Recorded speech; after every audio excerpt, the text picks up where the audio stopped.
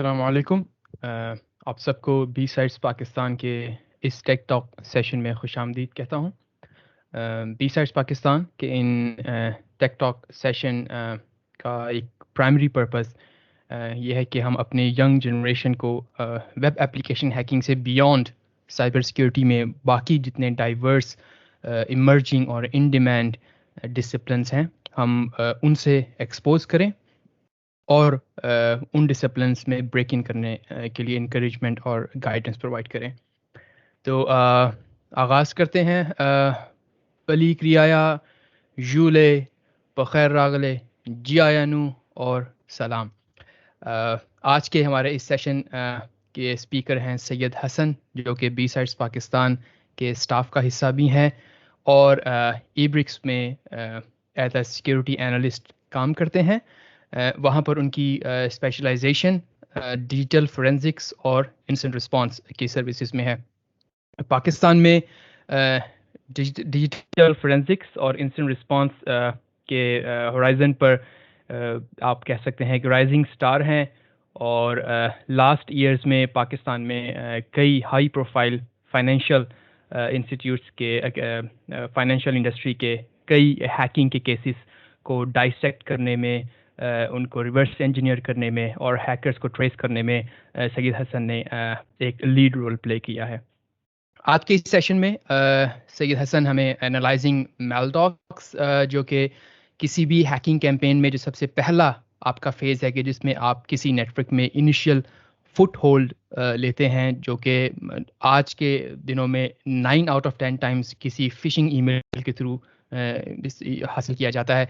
उसमें आप कोई मलिशियस लिंक भेजते हैं, आप किसी वेपनाइज्ड फाइल को, स्क्रिप्ट फाइल को, ऑफिस डॉक्यूमेंट को, पीडीएफ को वहाँ पर भेजते हैं कि जिससे आप उस प्रोसीजर को एग्जीक्यूट करके इनिशियल फुट होल्ड लेते हैं। तो आज के सेशन में हसन हमें उन मलिशियस डॉक्यूमेंट्स को डाइसेक्ट करना और उनको एनालाइज करने के बारे में हमें ब्रीफ करेंगे। कुछ हाउसकीपिंग, अगर आप इस सेशन के दरमियान में सवाल पूछ सकते हैं। अगर आप माइक पर सवाल पूछना चाहते हैं तो आप हैंड रेज का इमोशन यूज़ कर सकते हैं। अगर आप में से एक दो पार्टिसिपेंट्स हैंड रेज का इमोशन यूज़ करके ज़रा ट्राई कर लें ताकि कंफर्म हो जाए कि if you know how to use a hand raise emotion. क्या आप में से, alright, good, you can, okay. तो अगर आपको माइक पर सवाल पूछना है तो आप ये तरीकाकार इख्तियार कर सकते हैं, वरना आप चैट में भी सवाल पूछ सकते हैं, जो कि फिर मैं हसन को इंटरप्ट करके उनसे वो सवाल पूछ लूँगा। अगर आपका माइक अनम्यूट रह जाए तो काइंडली उसे आप ध्यान रखिएगा कि उसको म्यूट रख लें। और जितनी साइबर सिक्योरिटी सोसाइटीज़ हैं अक्रॉस पाकिस्तान यूनिवर्सिटीज़, उनको हम शाउट आउट देना चाहेंगे। अगर आपको अपनी यूनिवर्सिटी और अपनी साइबर सिक्योरिटी सोसाइटी का लोगो यहाँ पर नज़र आ रहा है तो kudos to you and your cyber security organisers. अगर आपको नज़र नहीं आ रहा और आप अपनी यूनिवर्सिटी में साइबर सिक्योरिटी सोसाइटी को किक स्टार्ट करना चाहते हैं तो let us know. BSides Pakistan will provide you all the support जो कि हमारे लिए मुमकिन हो कि आप अपने यूनिवर्सिटी में भी साइबर सिक्योरिटी चैप्टर को स्टार्ट कर सकें। और बिफोर गिविंग हैंडिंग ऑफ, अगर इस सेशन में आपके ज़हन में कोई सवाल बाद में आए तो आप हमारे डिस्कॉर्ड में किसी भी टाइम जो है वो आकर अपना क्वेश्चन ड्रॉप कर सकते हैं। हसन भी डिस्कॉर्ड में अवेलेबल होते हैं, he is part of the staff. तो and we will invite you to be part of the broader Pakistani cyber security enthusiast community. Alright, तो इसके साथ मैं हैंड ऑफ करूँगा हसन आपको। I will stop sharing my screen और आप Hasan, can you start sharing your screen? Assalamualaikum. Hopefully मेरी screen share हो रही है। जी बिल्कुल।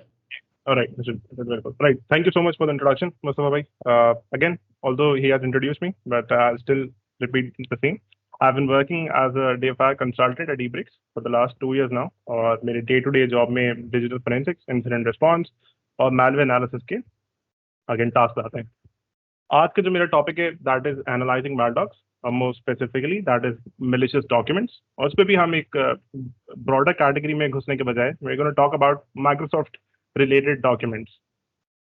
अब before I kick off, ये है कि we can talk about how these office documents are actually used. हमें ये पता होना चाहिए कि ये ऑफिस डॉक्यूमेंट्स एक एंड यूजर तक पहुंचते कैसे हैं, एंड देन इनका यूज होता किस तरह से। क्योंकि हमारा ऑफिस डॉक्यूमेंट्स का यूजेज बहुत कॉमन है, हमारी रिपोर्ट्स, हमारी presentation, almost everything. And even the corporate sector जो है वो इतना डिपेंडेंट है इस पे कि थ्रेट एक्टर्स भी इसको रियलाइज करते हैं कि इसकी अपॉर्चुनिटी बहुत ज्यादा है। अगर इसको कैपिटलाइज किया जाए एंड देन इसके थ्रू कुछ मेलिशियस चीज सेंड किया जाए तो देयर आर चांसेस कि आप एंड यूजर को कॉम्प्रोमाइज कर दें। अब माइक्रोसॉफ्ट ने, क्योंकि it has done a ट्रेमेंडस job, कि उन्होंने इतने प्रोडक्ट्स रिलीज करे हैं जिनमें इंतहाई ज़्यादा नंबर ऑफ फ्लॉज हैं। For example exchange server, her quarter में हमें कोई ना कोई उसमें फ्लॉ या वनरेबिलिटी दिखती है, and then we are back into incident response mode. उसी तरह से अगेन ऑफिस डॉक्यूमेंट है।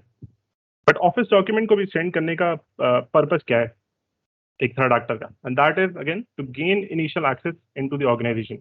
अब इनिशियल एक्सेस क्या होता है उसको हम डिस्कस करते हैं इस तरह से कि अच्छा, हम पहले बात करते हैं एक कॉर्पोरेशन की, दैट इज माइटर। तो माइटर क्या करती है बेसिकली, जिस तरह से मैं कहता हूँ कि मेरा एक दोस्त है अहमद, एंड उनका चलने का तरीका ये है, उनके बोलने का तरीका ये है, एंड उनके सोचने का तरीका ये है, तो मैं इस तरह से कैटेगराइज करता हूँ कि ये बंदा अहमद है। मे बी दूसरे लोगों का भी बिहेवियर इसी तरह से हो, बट मैं अहमद को इस तरह से कैटेगराइज करता हूँ। माइटर भी इसी तरह से कैटेगराइज करता है थ्रेट एक्टर्स को, और वो कैटेगराइजेशन होती है टैक्टिक्स की बेसिस पे और टेक्निक की बेसिस पे। टैक्टिक्स हमें एक्सप्लेन करती हैं कि एक थ्रेट एक्टर आखिर करता क्या है, how does it actually do it, बल्कि sorry, why does it actually do it. For example initial access, it is trying to gain access into your organisation, and that is the tactic. और फिर हम आते हैं techniques पे, और techniques explain करते हैं कि how does it actually do it. And then if you see the screenshot in my presentation, तो इसमें phishing is one of those techniques. अब इसी तरह का एक बिहेवियर इनिशियल एक्सेस, और इसमें एक टेक्निक फिशिंग। इस अब इनिशियल एक्सेस का main purpose is to gain access into an network, और आपको ये भी अगेन समझ आ रही है कि it is the backbone of an intrusion, because अगर इनिशियल एक्सेस की फेज ही फेल हो जाती है देन ऑब्वियसली बात है उसके आगे जितने भी फेजेस हैं उनमें सक्सेस की गारंटी नहीं है। तो we can say it is again a very important phase for the threat actor to be successful in. अब अगर आप मेरे स्क्रीनशॉट पे फोकस करें तो यू सी कि इनिशियल एक्सेस की सिर्फ 9 टेक्निक्स हैं, बट अगर हम जैसे ही आगे जाते जाते हैं तो एग्जीक्यूशन इज 10, परसिस्टेंस की 18 है, then defence evasion is 33। Imagine defending against 33 techniques. तो why not focus our efforts on something जो कि कम है नंबर्स में।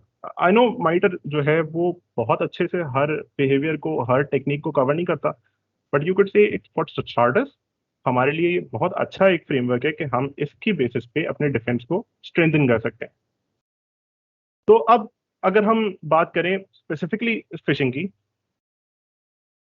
तो माइक्रोसॉफ्ट इटसेल्फ सेज कि fishing, which is again if I explain phishing again, phishing is basically initial access technique जो हम usually social engineering के अंदर इसको कैटेगराइज करते हैं, और इसका नाम भी इस तरह से आया कि that is actually fishing, right. कि हम क्या करते हैं, हम समंदर में हुक डालते हैं, and then fish is basically fall prey to it, और वो उस हुक के थ्रू हम उसको बेट कर लेते हैं। 90s में लोगों के साथ यही होना शुरू हुआ कि उनको अगेन ईमेल सेंड की जाती थी, या कुछ इस तरह से ये कुछ डीकॉय डॉक्यूमेंट सेंड किए जाते थे जिनके थ्रू उनकी क्रेडेंशियल्स या कॉन्फिडेंशियल इंफॉर्मेशन को स्टील किया जाता था। आज भी यही होता है, बट थ्रेट एक्टर्स ने ये रियलाइज किया कि अब हमें नंबर्स, क्रेडेंशियल्स और इनसे आगे बढ़ जाना चाहिए। ये कैंपेन्स भी होती हैं, we still have again document जिसमें क्रेडेंशियल हार्वेस्टिंग की कैंपेन्स आती हैं, लेकिन ये है कि अब थ्रेट एक्टर्स मूव कर रहे हैं to something else. If 91% of all cyber attack start with an email, तो इसका मतलब है this is very important for me as a responder या एज अ डिफेंडर या एज एन एनालिस्ट कि मैं इस टेक्निक को प्रॉपरली मॉनिटर करूँ। अब बात आती है कि अगर वो मूव कर गए आगे तो किस पे मूव करें, and that is selling that access. अगर मैं किसी ऑर्गेनाइजेशन के एम्प्लॉय को कोई ईमेल सेंड करता हूँ, and let's say he opens that email, and उस ईमेल में मैंने इस तरह का कुछ पेलोड था कि it compromises the end point, and then it continues the infection chain.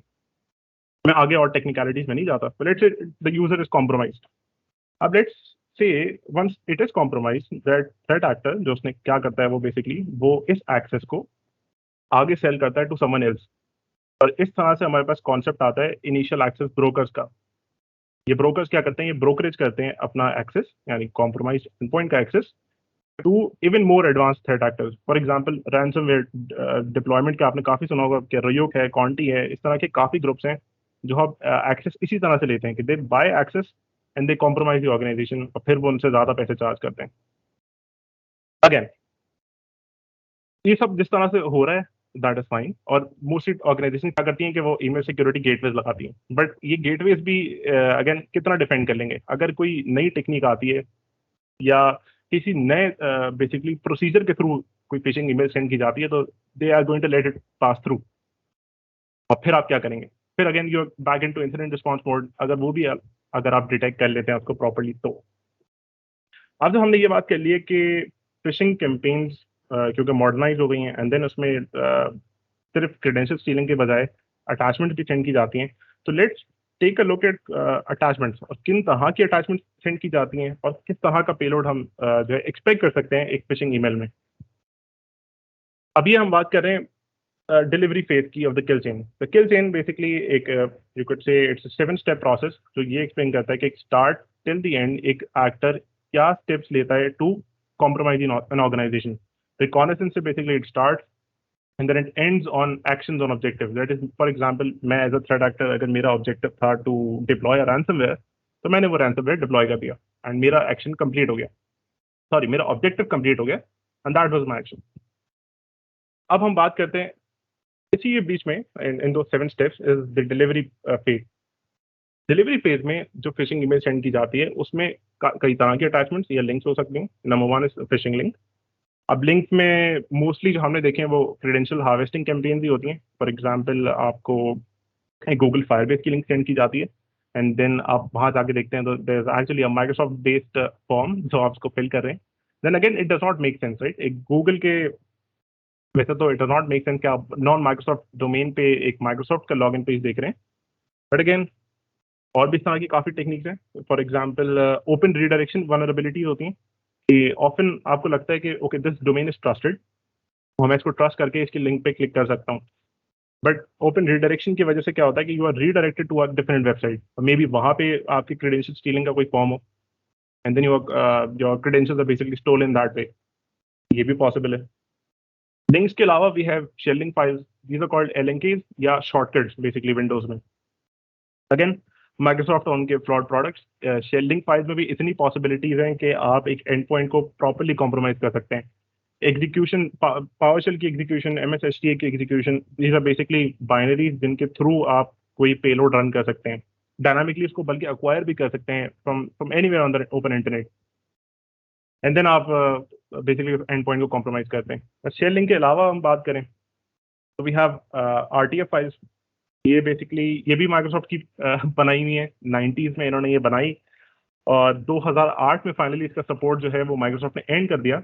हालांकि जो अभी भी अगर आप वर्ड 2021 या कुछ भी खोलें तो उसमें आरटीएफ फाइल्स आपकी प्रॉपर्ली खुल जाएंगी, और इनको भी मेलिशियसली यूज किया जा सकता है। आरटीएफ में भी काफ़ी वल्नरेबिलिटी थी और उनको भी एक्सप्लॉइट किया जाता है आज। तो this is again one of the payloads which can be delivered in one of these phishing emails. RTF के बाद बात करें तो PDF very well known to us, हमारी रिपोर्ट्स, हमारी प्रेजेंटेशंस अगेन इसमें भी होती हैं काफ़ी। इसके अंदर भी हम एम्बेड कर सकते हैं मैलिशियस ऑब्जेक्ट्स, और जावास्क्रिप्ट की बेसिकली कोड एग्जीक्यूशन पॉसिबिलिटीज भी इसके अंदर होती हैं। अगेन लॉट ऑफ पोटेंशियल कि मे बी आपके फिशिंग ईमेल में एक पीडीएफ फाइल सेंड की जाए। तो ये थोड़ी यूनिक है। अंगूर वर्ड प्रोसेसर, एचडब्ल्यूपी फाइल्स, ये मोस्टली कोरिया में एक यू कुड से माइक्रोसॉफ्ट ऑफिस स्वीट का कंपेरेटर है कह लें, एंड देन ये मोस्टली कोरियन एपीडीज या ऑर्गेनाइजेशंस जो हैं वो यूज़ करती हैं। तो अगर आपने मे बी किसी लाजरस की इंट्रूजन कैंपेन देखी हो तो and they are targeting South Korea, तो उसमें this is the main file extension which is going to be use. Lastly हमारे पास आता है office document, the office suite. This is the most lucrative of them all, right? क्योंकि again हमारा financial sector, हमारा corporate sector और जितना भी एंटरप्राइज का इन्वायरमेंट है वो सब ये यूज़ करता है। हमारी एचआर, हमारी एडमिनिस्ट्रेशन, हमारे इंजीनियर्स, अकाउंटेंट्स, हम खुद ये यूज़ करते हैं अपनी रिपोर्ट राइटिंग के लिए। तो ऑब्वियसली इसको अगर किसी तरह इसमें अगर वल्नरेबिलिटीज निकाली जाएं और किसी तरह एंड पॉइंट को कॉम्प्रोमाइज करने की पॉसिबिलिटी हो तो क्या ही बात हो जाए। एंड अगेन इस अब बेसिकली माइक्रोसॉफ्ट ऑफिस के तो किस तरह से एक्सप्लॉइट किया जाता है कि इसके अंदर मैक्रो के फीचर्स होते हैं। एंड द मैक्रो, हालांकि उसका पर्पस बहुत ही अच्छा था, इंटेंशन माइक्रोसॉफ्ट की बहुत ही अच्छी थी, but incorrect policy, you could say policy deployment की वजह से again macros can be use to compromise endpoints very extensively, बहुत अच्छा काम कर सकते हैं as an initial access vector. अब हम अगेन माइक्रोसॉफ्ट ऑफिस की अगर बात करें तो उसमें क्या क्या उसके बेसिकली सब टूल्स यूज किए जा सकते हैं, तो you can say it includes word. Word के अलावा एक्सेल आता है, एक्सेल में एक्सेल मैक्रोस भी पहले थे, जब एक्सेल 4.0 रिलीज हुआ था इन द 90s, और उसको भी यूज किया जा सकता है टू सेंड एक्सप्लॉइट्स या पेलोड्स। उसके अलावा फाइनली पावर पॉइंट है and PowerPoint add in. Again इसके अंदर काफ़ी पॉसिबिलिटीज हैं कि आप अपना पेलोड जो है उसको बेसिकली एम्बेड करके किसी को सेंड कर सकते हैं। एंड और चूंकि मैक्रो के अंदर ये फंक्शनैलिटी भी होती है कि आप उसको ऑटो रन पे एग्जीक्यूट कर सकते हैं, तो वो डॉक्यूमेंट खोलते ही बेसिकली अपना इन्फेक्शन चेंज जो है वो स्टार्ट हो जाता है।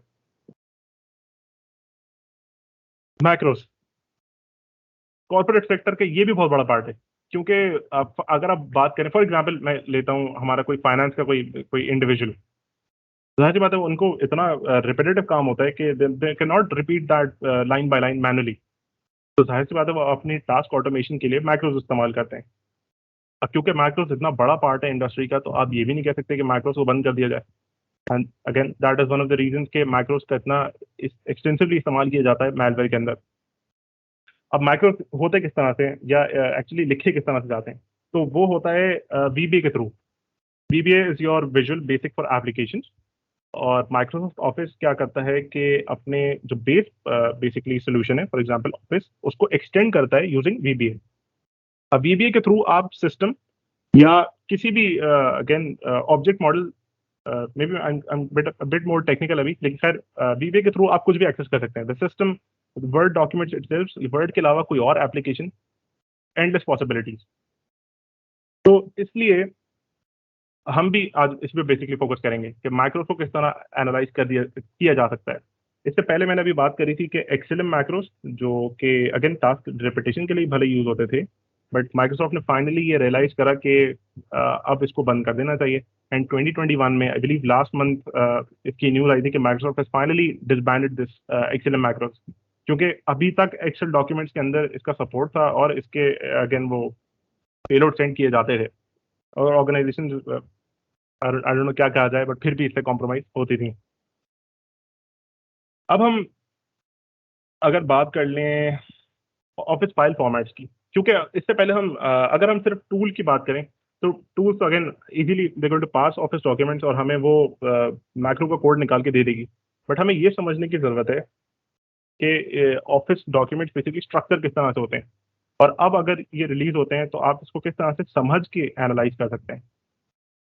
तो इसके मोस्टली दो फाइल फॉर्मेट होते हैं, एक ओएलई एंड दूसरा OXML. OLE files are called object linking and embedding.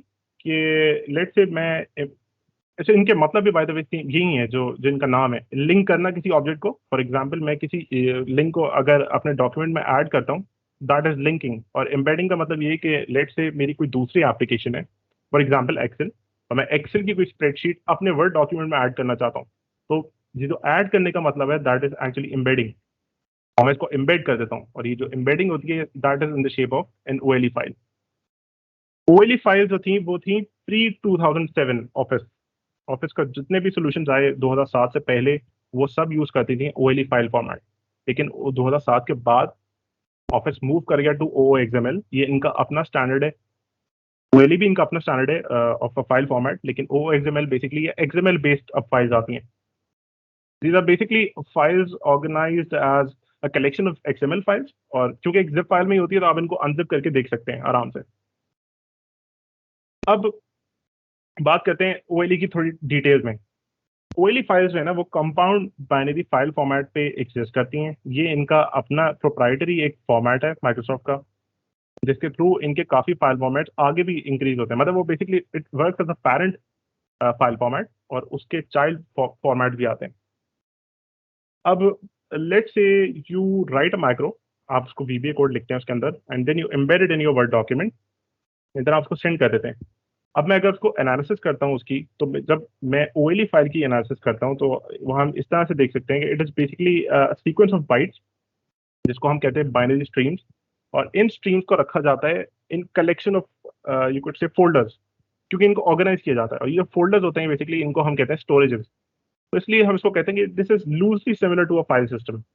इसमें बाइनरी डेटा इसी तरह से ऑर्गेनाइज किया जाता है जिस तरह से एक फाइल सिस्टम में किया जाता है। बहुत अच्छी एग्जांपल नहीं है, but again it's loosely similar to that.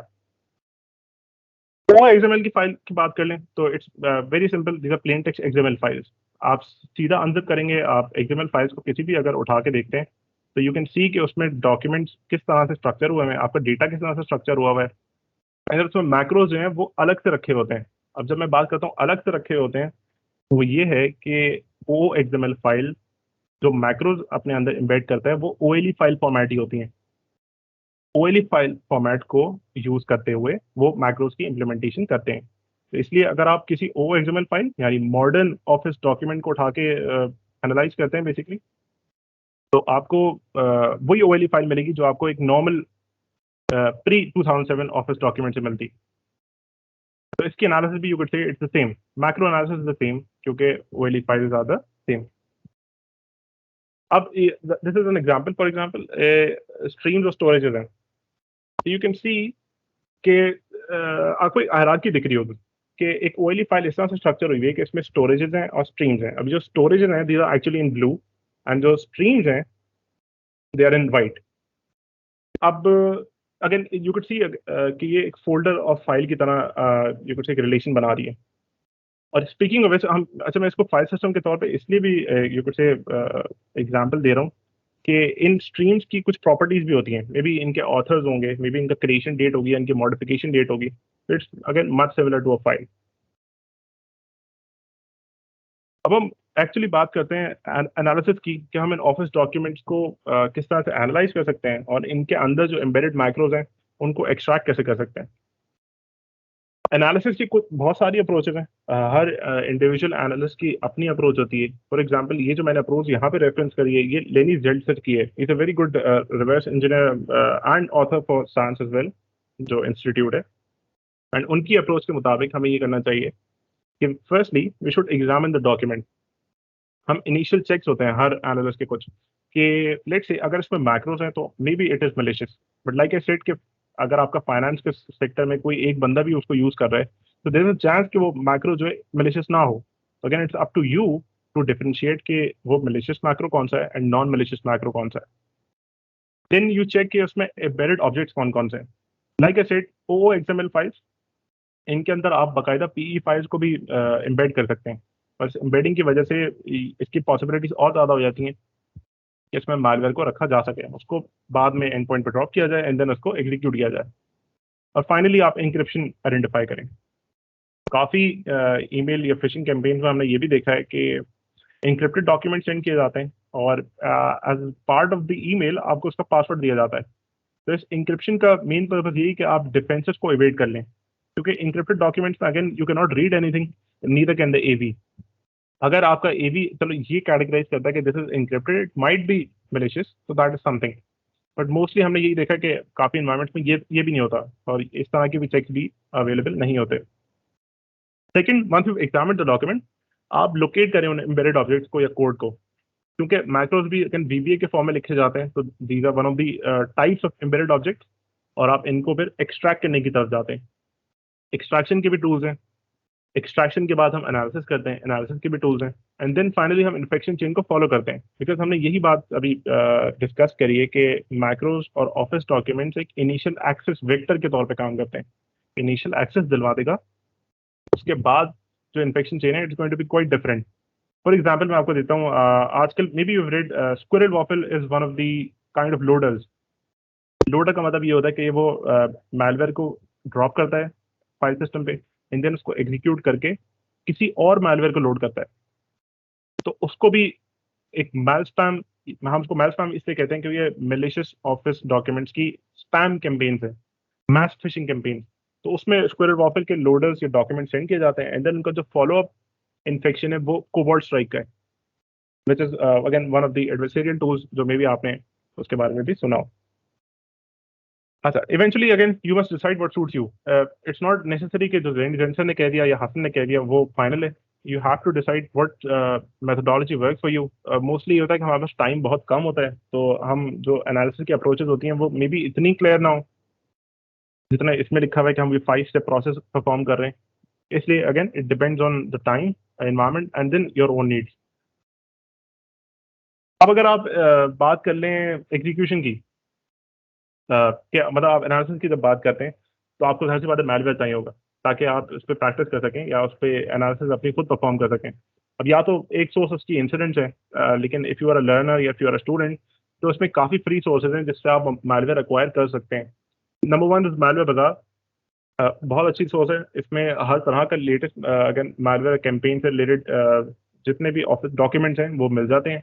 इसके अलावा इनक्वेस्ट लैब्स है, वीएक्स अंडरग्राउंड है, Any Run, MalShare and wire share. Commercial में आ जाते हैं तो वायरस टोटल एंड वायरस पे, तो $5 which is a good investment in my opinion. But again अगर आप अपने आप को इन्फेक्ट करने भी लगे हैं तो please do so in an isolated environment ताकि इसका जो रिस्क है वो कम हो. क्योंकि मोस्टली जो रिसेंटली शेयर्ड मालवेयर होता है वो उनके C2 सर्वर्स एक्टिव होते हैं, तो again they going to be actively interacting with your system and you going to be compromise yourself. अब हम बात कर लेते हैं कुछ टूल्स की.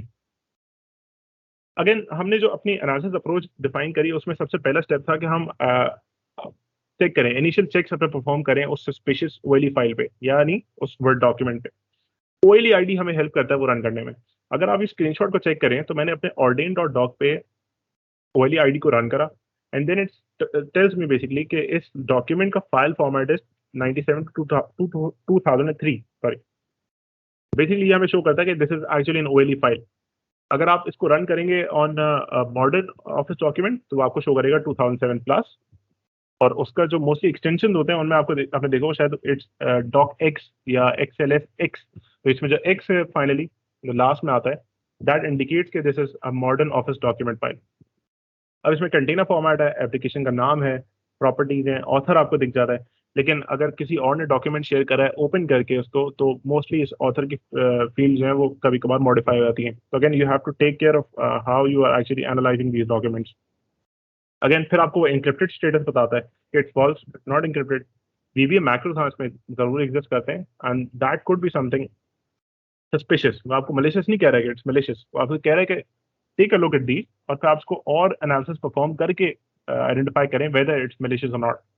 XLM मैक्रोस इसमें नहीं है और एक्सटर्नल रिलेशनशिप भी इसमें नहीं है. एक्सटर्नल रिलेशनशिप्स की अगर हम बात कर लें तो ऑफिस डॉक्यूमेंट में एक और प्रॉब्लम ये है कि आप जब मैं लिंकिंग की बात कर रहा था तो बेसिकली आप ये करते हैं कि नेट से मैं कहता हूँ मेरी रिपोर्ट जो है वो एक टेम्पलेट पे बनी हुई है और वो टेम्पलेट जो है ना वो लिंक होती है मेरे चाइल्ड डॉक्यूमेंट के साथ. तो उसका हम इस तरह से हम इसको रिलेशनशिप परफॉर्म कर सकते हैं कि वो जो मेरी रिपोर्ट टेम्पलेट था वो रिमोटली कहीं पे एग्जिस्ट करता है. और अगर वो रिमोटली कहीं पे एग्जिस्ट करता है तो मेरा चाइल्ड डॉक्यूमेंट जो है हर बार उसको पिंग करके उसको रिसीव करता है, लोकली स्टोर करता है एंड देन उस टेम्पलेट को एग्जीक्यूट करता है ताकि मेरा चाइल्ड डॉक्यूमेंट उस रिपोर्ट के फॉर्मेट को बेसिकली ढाल सके अपने आप को उसमें. तो एक्सटर्नल रिलेशनशिप भी एक सोर्स है ऑफिस डॉक्यूमेंट्स के अंदर जिसके थ्रू आप मेलिशियस टेम्पलेट्स को इंजेक्ट करवा सकते हैं अपने करंट डॉक्यूमेंट के अंदर. But again these are actually out of the scope of our current talk. इससे हम आ जाते हैं नेक्स्ट टूल पे, दैट इज मैक्रोरैप्टर. मैक्रोरैप्टर जो है वो कुछ कीवर्ड्स या कुछ ह्यूरिस्टिक्स, बिहेवियरल ह्यूरिस्टिक्स की बेसिस पे आपको ये बताता है कि ये डॉक्यूमेंट शायद सस्पिशियस है. तो इसमें मे बी आपको क्रिप्टिक सा लग रहा हो लेकिन अगर आप इसके सिर्फ फ्लैग्स चेक करें तो it indicates the flags are A, W and X. और फ्लैग्स के उसमें नीचे मतलब ये बताया हुआ है कि A is for auto execution. Auto execution से मुराद ये कि आप डॉक्यूमेंट को जैसे ही खोलेंगे अगर मैक्रोस आपके सिस्टम पे एग्जीक्यूट हो सकते हैं तो ये मैक्रो आपके सिस्टम पे एग्जीक्यूट हो जाएगा. ऑटो एग्जीक्यूट से आगे आ जाते हैं तो दैट इज राइट. राइट से मुराद ये है कि ये आपके फाइल सिस्टम पे कुछ ना कुछ लिखता है, maybe a different payload, different file, different OLE file और anything else, but it writes to your disk. And finally, X for execution, that is, it is going to perform some kind of execution on your system. And उसकी basis पे वो आपको एक code देता है which is 20 and that is suspicious. अब आप इसकी एनालिसिस करते हैं using other tools like OLE VBA. OLE VBA आपको हेल्प करता है in analyzing those streams. हमने streams का भी पिछले स्लाइड में इसके बारे में डिस्कस करा था. These are basically sequences of bytes. और इन बाइट सीक्वेंसेस को आप एनालाइज करते हैं इस तरह से कि आप उनको डंप कर लेते हैं उस ऑफिस डॉक्यूमेंट में से, और उन स्ट्रीम्स की फिर हम अलग से एनालिसिस करते हैं। बट ओएलई वीबीए क्या करता है, वो आपको इन मैक्रोस को बेसिकली एक्सट्रैक्शन के बगैर ही एनालाइज करके दिखा देता है। अगर आप मेरा स्क्रीनशॉट देखें तो इसमें मैंने ओएलई वीबीए को रन करा है ऑडियन.डॉक, और इसमें वो मुझे शो करता है कि मेरे पास दो तरह के मैक्रोस हैं। एक तो है this document dot cls which has just one function सब। वीबीए में अगर हम फंक्शन को डिक्लेयर करते हैं that is by the sub keyword, और फिर डॉक्यूमेंट ओपन जो है वो एक ऑटो एग्जीक्यूशन मैक्रो है कि जैसे ही आपका वर्ड डॉक्यूमेंट खुलेगा वैसे ही इस मैक्रो की एग्जीक्यूशन हो जाएगी। अब नीचे आते तो एक और मैक्रो है which is X OBJ OBJ dot B S, and इसके अंदर जो फंक्शन है वो भी हम एग्जीक्यूट होता हुआ देख रहे हैं via the document open function. Finally एक और मैक्रो है, एंड देन उसमें उसने अपनी फाइंडिंग्स को एक अच्छे टेबल में हमें इंडिकेट करके दिखा दिया कि मेरे पास इन तरह के ये कुछ सस्पिशन है, ये सस्पिशियस है, ये आईओसी है, ये ऑटो एग्जीक्यूशन का ट्रिगर है। एंड देन उसके पास डिस्क्रिप्शन भी है ताकि आप उसको यूज करके अपनी एनालिसिस को कंटिन्यू कर सकें। अच्छा, लेकिन हमें ये नहीं दिखा रहा कि इसमें, अच्छा वैसे आपको उसने देखा होगा कि ये मैक्रो का नाम बता रहा है आपको, सॉरी स्ट्रीम का नाम बता रहा है आपको, VBM macro X OBJ OBJ for example, या फिर वीबीएम मैक्रो ड्राइव dir.bs। तो अब हम इसको यूज करते हुए एक और टूल की तरफ जाते हैं दैट इज ओएलई डम्प, और फाइनली हम इन स्ट्रीम्स को उस डॉक्यूमेंट में से फेच करते हैं।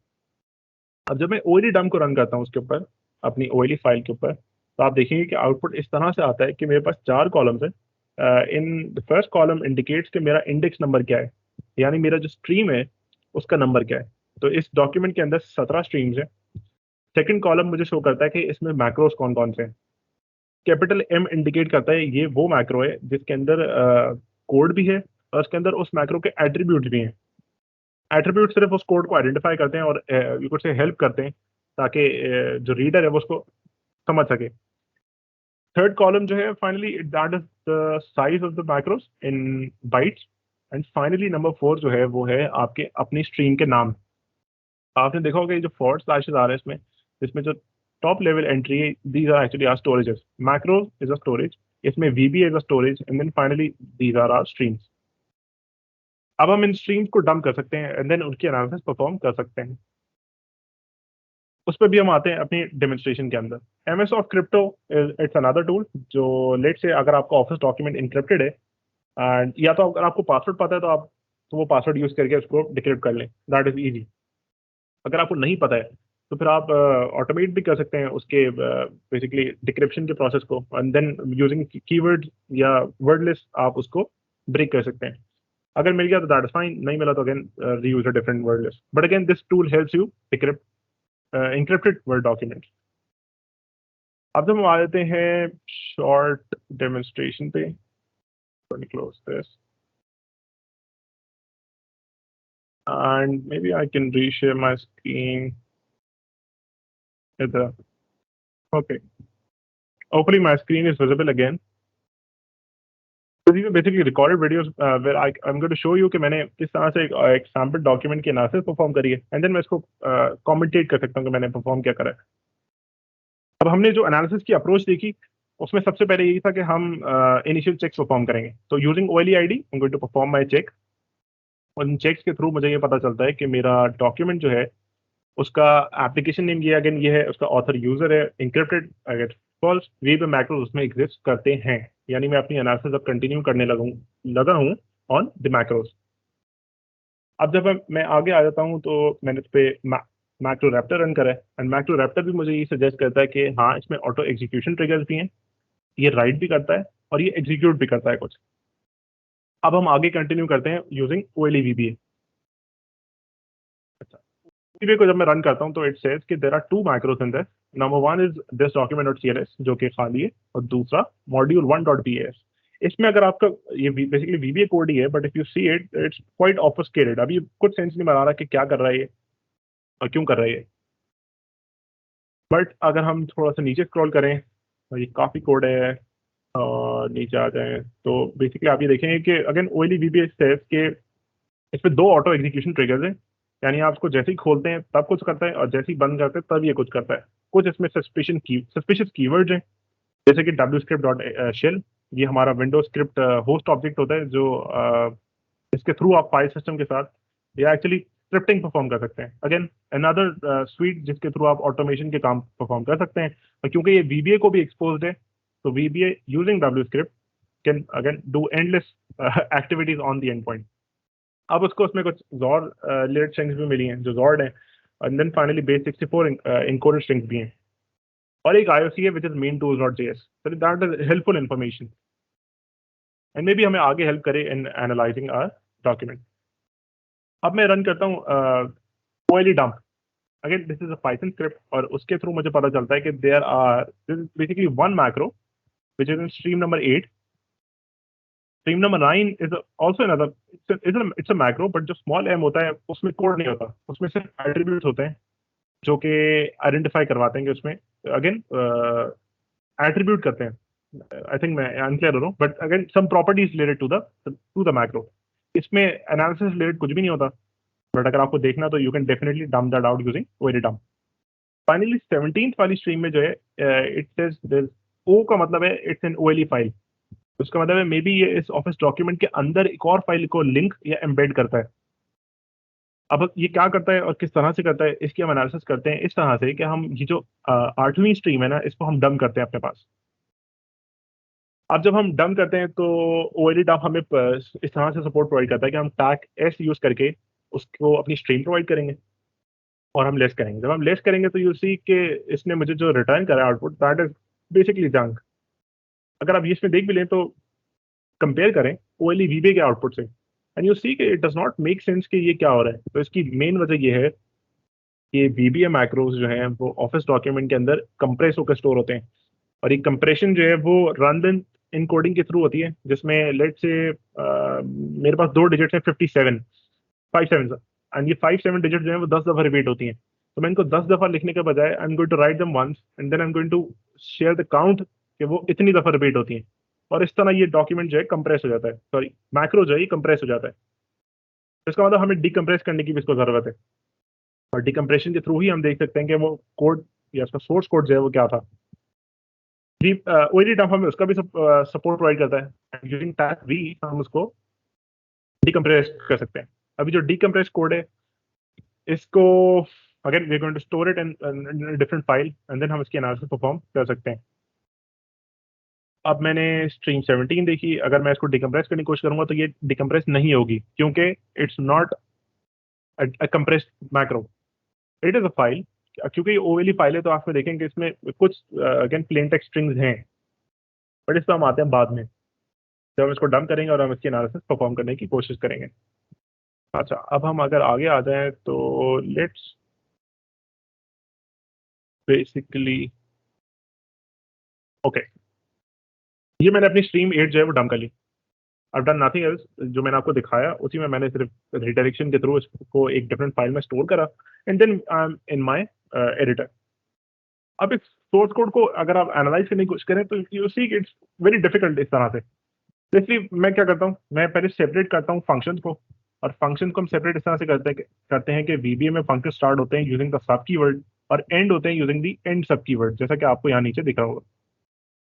तो मैं इसको सेपरेट करता हूँ एंड देन मैं उसके अंदर के कोड को जो है वो नेस्ट कर देता हूँ ताकि at least it's a bit more readable.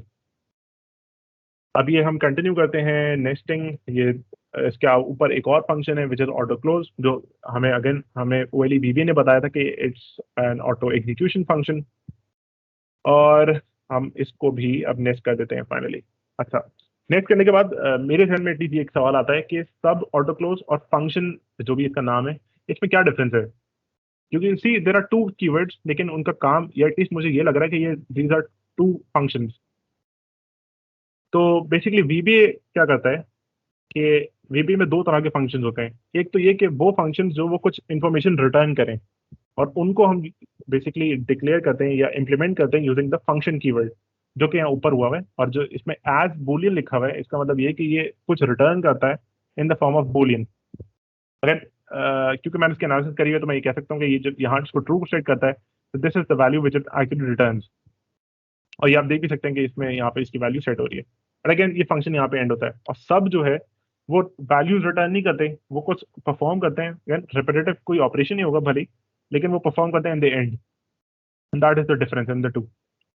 अब हम देखेंगे कि इसमें एनालिसिस परफॉर्म किस तरह से करें, मतलब हम स्टार्ट किस तरह से करें, क्योंकि ये इतना ऑब्फस्केटेड है। तो उसकी एक हेल्पफुल अप्रोच ये होती है कि आप चेक करें कि जो आपके ऑब्फस्केटेड मैक्रोज हैं इसमें जो वेरिएबल्स हैं ये कहाँ कहाँ डिक्लेयर हो रहे हैं और उनको किस तरह की वैल्यू असाइन हो रही है। फॉर एग्जाम्पल, अगर मैं बात करूं इज सिलेक्टेड वेरिएबल इसकी ओबीके, तो आप देखिए कि ये रेफरेंस कर रहा है मेन टूल्स डॉट जेएस को, और ये आगे भी रेफरेंस हो रहा है in a different object which is this r66 dot run. क्योंकि अगर मैंने एनालिसिस करी हुई है तो मुझे पता है कि रन फंक्शन जो है वीबीए में वो हेल्प करता है using the wscript dot shell object कि मैं किसी फाइल को एग्जीक्यूट कर सकूं यूजिंग wscript। तो इसका मतलब ये कि मैं इसके वेरिएबल नेम को जो है रिप्लेस कर सकता हूँ विद समथिंग मोर मीनिंगफुल। अब मैं और ऊपर जाता हूँ तो मैं देखता हूँ ये ऐप डेटा को रेफरेंस कर रहा है।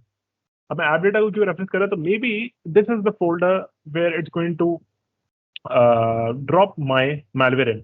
तो मैं क्या करता हूँ कि मैं उसको सेलेक्ट करता हूँ and then I replace this variable name globally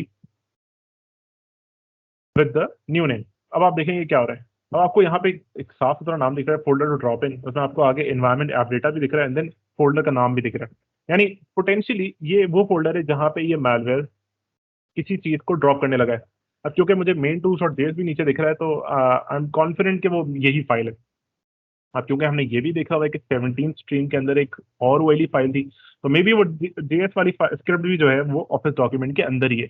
इस तरह से आप कनेक्शन फॉर्म करते हैं और ये लिंक्स को आप एग्जीक्यूट करते जाते हैं अपने जहन में, I mean, and then you continue your analysis.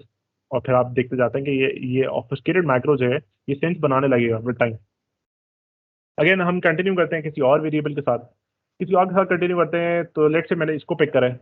अब क्योंकि ये फाइल सिस्टम ऑब्जेक्ट को रेफरेंस कर रहा है तो मैं आगे इसका नाम रख सकता हूँ फाइल सिस्टम ऑब्जेक्ट। ये मेरे लिए बहुत आसान है और मुझे समझ भी आ रहा है कि इसका पर्पस क्या है। इस तरह से हम रिप्लेस करते जाएंगे। अब ये एक और है, for example this is a function जो कि ये चलिए स्टेट कॉलर है, तो मैं डब्ल्यू स्क्रिप्ट शेल को कॉल कर रहा हूँ। इसके थ्रू मैं डब्ल्यू स्क्रिप्ट शेल ऑब्जेक्ट को रख सकता हूँ कर रहा हूँ, और उसके अंदर जो रन प्रोसीजर है वो रन हो रहा है। देन फाइनली मैं और वेरिएबल्स के नाम रिप्लेस करूंगा and then we continue this पे। अभी इस तरह से आप पूरे ऑब्फस्केटेड माइक्रो पे थोड़ा सा टाइम स्पेंड करते हैं, but again this depends if you have the time. अगर आपके पास टाइम ही नहीं है तो इट्स वेरी डिफिकल्ट कि आप इसको क्या कह सकते हैं स्टैटिकली एनालाइज कर सकते हैं या डी ऑब्फस्केट कर सकते हैं। तो इसकी एक अच्छी अप्रोच ये है कि या तो आप इसको इस पर टाइम स्पेंड कर लें, या फिर आप ये करें कि आप कुछ टूल्स का सहारा दोबारा लें और उन टूल्स की एग्जीक्यूशन के थ्रू हम इस डी ऑब्फस्केटेड माइक्रो को, या जो भी इसका आउटकम है उसको हम एनालाइज कर लें, बेसिकली डायनामिक एनालिसिस। और वो टूल्स आपको हेल्प करते हैं in basically skipping this entire phase, जिसमें आप पूरे ऑब्फस्केटेड माइक्रो को बैठ बैठ के देख रहे हैं कि वो करती क्या है। अब आप देखिए मैंने इतना टाइम स्पेंड करा है, मैंने इसमें कमेंट्स ऐड करे हैं एंड देन आई चेक कि वो आखिर करता क्या है।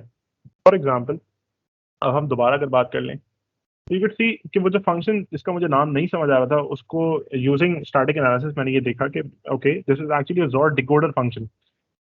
कुछ वैल्यूज देता है और उनको जोर करता है विद अगेन 99 45 एंड देन जोर करता है विद आई मॉड 254, और फिर उसका जो जो भी एंड रिजल्ट आता है उसको वो किसी एरे में सेंड करता है टू समथिंग एल्स। ये हो गया इस फंक्शन का पर्पस। अब क्योंकि मुझे पता है ये जोर डिकोडिंग करता है तो मैं इसको आगे एक्सप्लोर नहीं करूंगा। सॉरी, ये मैं वापस काफी पीछे आ गया। Let's do this. अच्छा, अगर हम ऑटो ओपन पे आ जाएं तो आप देखिए ऑटो ओपन का फंक्शन इस तरह से स्टार्ट होता है कि it declares a few variables बिन के through you can declare variables in VBA. बाकी वो फिर वो डॉक्यूमेंट फाइल साइज अक्वायर करता है फाइल लेंथ के फंक्शन के थ्रू, और उसमें पास करता है एक्टिव डॉक्यूमेंट का फुल नेम। इसमें आता है आपका पूरा पाथ, जो भी आपका एक्टिवली ओपन डॉक्यूमेंट है उसका पाथ। उस पर आप अक्वायर करते हैं एक हैंडल। फ्री फाइल के फंक्शन के थ्रू हमें ये पता चलता है कि बेसिकली वीबीए खुद मैनेज करता है कि मेरे पास ये हैंडल अभी ओपन है, सॉरी फ्री है, और आप इसको अक्वायर करके इसमें कोई फाइल ओपन कर सकते हैं। तो यूजिंग द ओपन फंक्शन हम फिर एक बाइनरी, सॉरी हम फिर उस फाइल को खोलते हैं, that is free file handle 2। और ये बेसिकली पाउंड के सिंबल के थ्रू हम इसको रेफरेंस करते हैं उस हैंडल को, क्योंकि ये बेसिक एक नंबर होता है। For example number 1 file open है या नंबर 2 फाइल ओपन है, तो वीबीए ऑब्जेक्ट मॉडल को इसी तरह से पता चलता है कि नंबर 1 वाली फाइल जो थी वो ऊपर यूजर ने रेफरेंस करी हुई है। तो मैं इसको एज अ बाइनरी ओपन करता हूँ and then I continue my analysis नीचे। Then it again I am going to skip past most of these. ये कर क्या रहा है, ये अगेन कुछ वेरिएबल्स डिक्लेयर हो रहे हैं यूनिकोड टू कन्वर्जन करता है to Unicode this function. Then एक रेगुलर एक्सप्रेशन का ऑब्जेक्ट इनिशियलाइज होता है और उसमें एक पैटर्न दिया जाता है जिसकी लेंथ 80 है। एंड देन फाइनली वो चेक करता है कि उसका काउंट आया, मतलब कुछ मैचेस आए भी या नहीं आए। एंड देन फाइनली और आगे जाता है और उसमें फर्स्ट इंडेक्स निकालता है, यानी position eight which the match is found. क्योंकि ये जीरो बेस्ड होता है तो उसके हिसाब से हमें इसको अगेन क्या कहते हैं रेफरेंस करना पड़ेगा। फिर अगेन कुछ और वेरिएबल्स हैं। रीडिम का मतलब ये होता है कि आप एक वेरिएबल को फिर से डिक्लेयर कर रहे हैं। देन अगेन एक और फाइल हैंडल एक्वायर करा उसने, बल्कि ये वही वाला है जो पहले डिक्लेयर हुआ था। देन वो आगे जाता है इस फोल्डर को रेफरेंस करता है विच इज द फोल्डर जिसमें मैलवेयर ड्रॉप होगा। फिर वो फाइल सिस्टम का ऑब्जेक्ट डिक्लेयर करता है एंड फाइनली वो एक और फाइल हैंडल एक्वायर करता है to main tools dot JS. और अगर आप इसका पाथ चेक करें तो ये वही है, यानी folder to drop file in that is app data Microsoft Windows. अब उस हैंडल को क्लोज करता है और देन वो क्या करता है, डब्ल्यू स्क्रिप्ट शेल को ऑब्जेक्ट को इनिशियलाइज करके उसका रन प्रोसीजर के थ्रू उस फाइल को एग्जीक्यूट करता है विद अ पैरामीटर। और उस पैरामीटर को हम यहाँ देख सकते हैं EZ जो भी है, आई डोंट नो उसका क्या मतलब है, बट अगर through dynamic analysis identified basically कि इसका पर्पस ये है कि जो मेन टूल डॉट जेएस है this is actually N encrypted payload और उसको डिक्रिप्ट किया जा सकता है इस पासवर्ड के थ्रू। हम अगर हम डिस्कस कर चुके हैं, अच्छा अब हम आ जाते हैं लेट्स से, जब मैंने डायनामिक एनालिसिस की पहले बात करी थी तो हम किस तरह से उसको परफॉर्म कर सकते हैं। मैं जाता हूँ अगेन, अच्छा ये बात है मैंने वर्चुअल मशीन अपनी दो स्टैब्लिश करी हैं। जो पहली वाली थी दैट इज रेमनिक्स, एक्सीलेंट टूल। लेनी जेटसर की तरफ से ये वर्चुअल मशीन रिलीज की जाती है और उसमें हर तरह के वो टूल्स हैं जो आपकी एनालिसिस में और इंसिडेंट रिस्पांस के एफर्ट्स में हेल्प कर सकते हैं। उसके अलावा जो ये विंडोज वाली है दैट इज फ्लेयर, और फ्लेयर रिलीज की है फायर आई ने, मेंटेन नाउ। लेकिन ये वर्चुअल मशीन जो है अगेन एक्सीलेंट टूल है, उसमें हर तरह के उन टूल्स को रखा जाता है जो आपकी मैनुअल एनालिसिस के एफर्ट्स में हेल्प कर सकते हैं। यहाँ पे मैंने वो डॉक्यूमेंट को ओपन करा हुआ है जिसको हम एनालिसिस कर रहे हैं, क्योंकि ये एक सेफ एनवायरनमेंट में, तो I know it can not do much damage to me या माय सिस्टम। Yeah, अब मैं इसको sorry, Hassan, just a second. I will just re-announce everyone कि आप लोग के जहन में कोई questions आ रहे हैं तो feel free to shoot, and we also have a surprise giveaway. आज के सेशन में जितने लोग सवाल पूछेंगे we will give a 1 month try hack me voucher to a random questionnaire. तो let your curiosity जो है वो ignite, और आपके जहन में कोई सवाल आ रहे हैं आज के सेशन से मुतालिक जो हसन बता रहे हैं डॉक्यूमेंट एनालिसिस, तो use the chat window and ask. All right, back to you, Hassan. Thank you, excellent news. अब हम कंटिन्यू करते हैं किधर से हमने बेसिकली मैंने वो डॉक्यूमेंट को ओपन करा हुआ है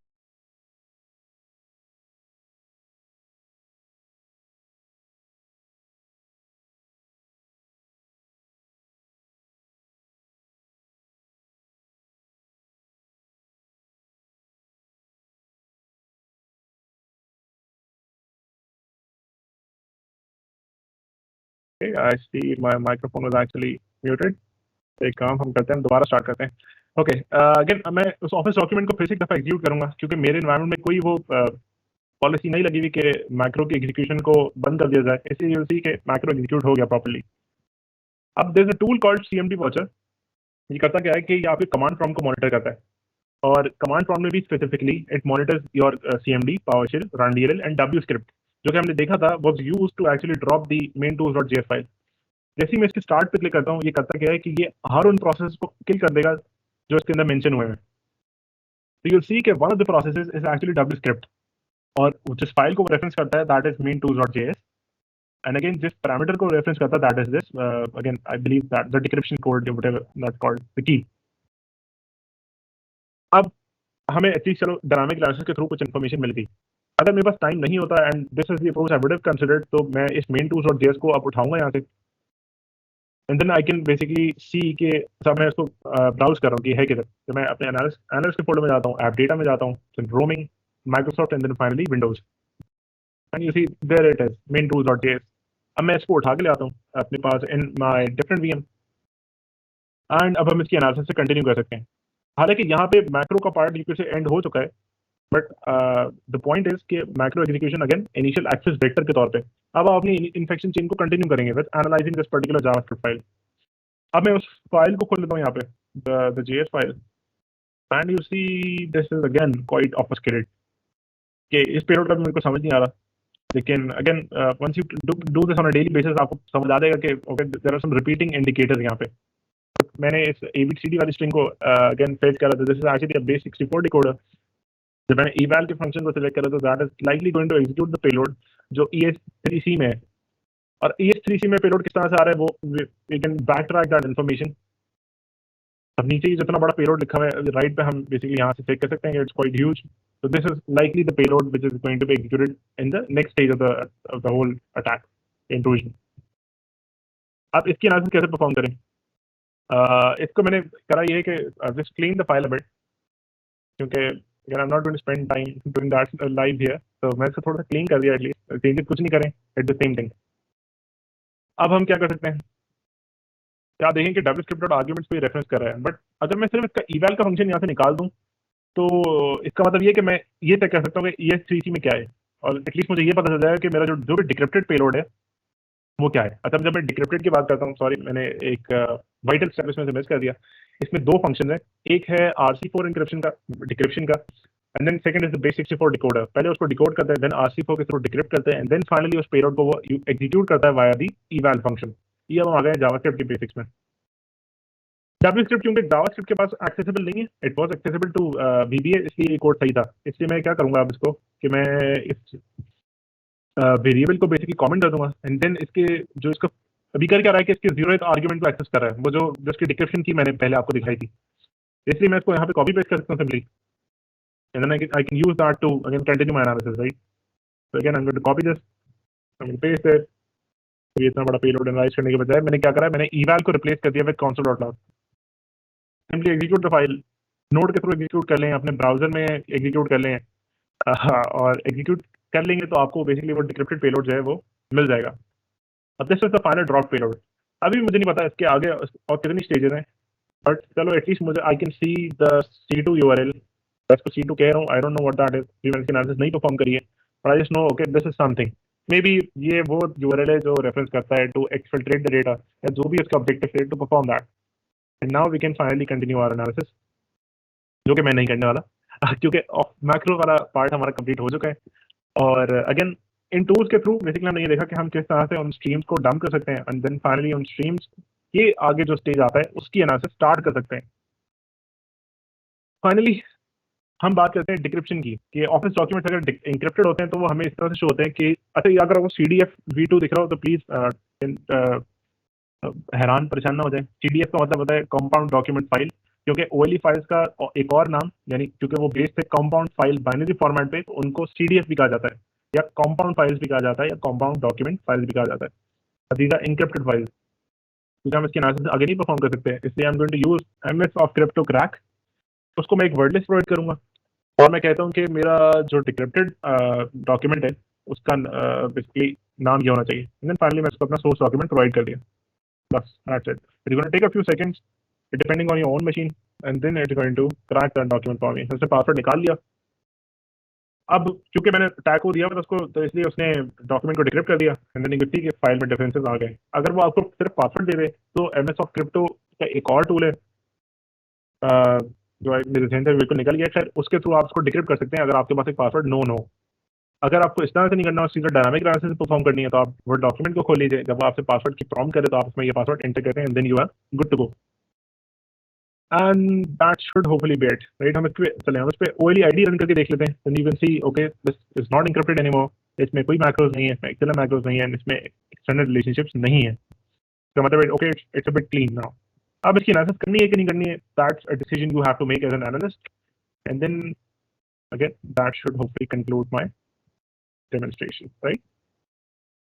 अब हम अगर दोबारा आ जाएं to the slide, okay, macros.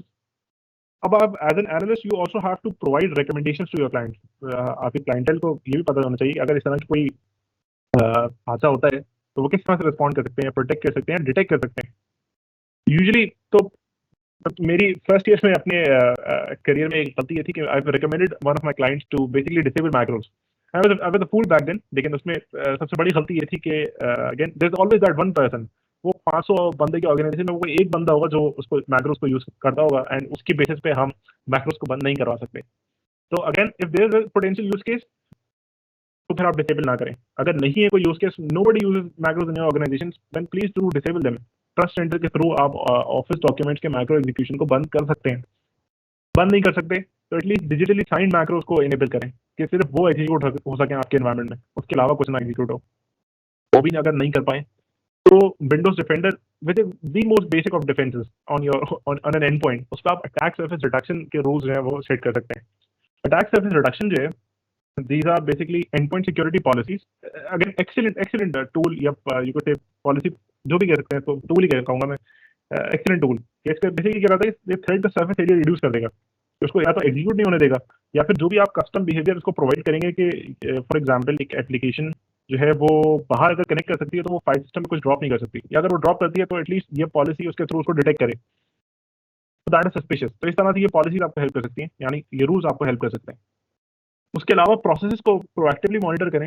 For example अगर एक विंडोज माइक्रोसॉफ्ट वर्ड का एक डॉक्यूमेंट wscript.exe को रन कर रहा है, तो there should be a reason for that. या तो वो एक ऐसा मैक्रो था जो चले फाइल सिस्टम से इंटरैक्ट करता हो, then you can say okay it's not malicious, it's not suspicious.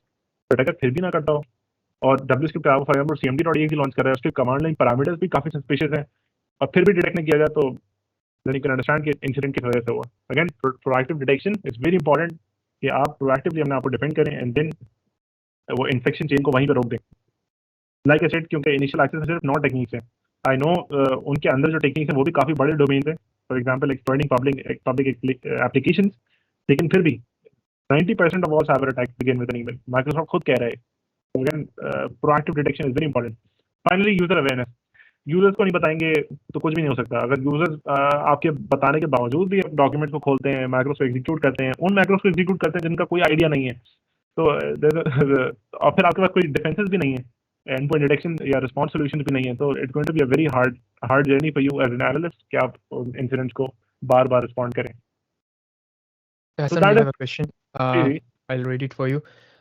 Mohsin पूछ रहे हैं कि what are the pros and cons of modifying the document's file extension like docx or zip and then analyzing things manually to speed up the whole process at runtime, as doc files and zip file have some file structure that is linking, as our mostly focus is to get the answer that intended file is malicious or not, and is there any possibility that something goes unnoticed by adopting this strategy?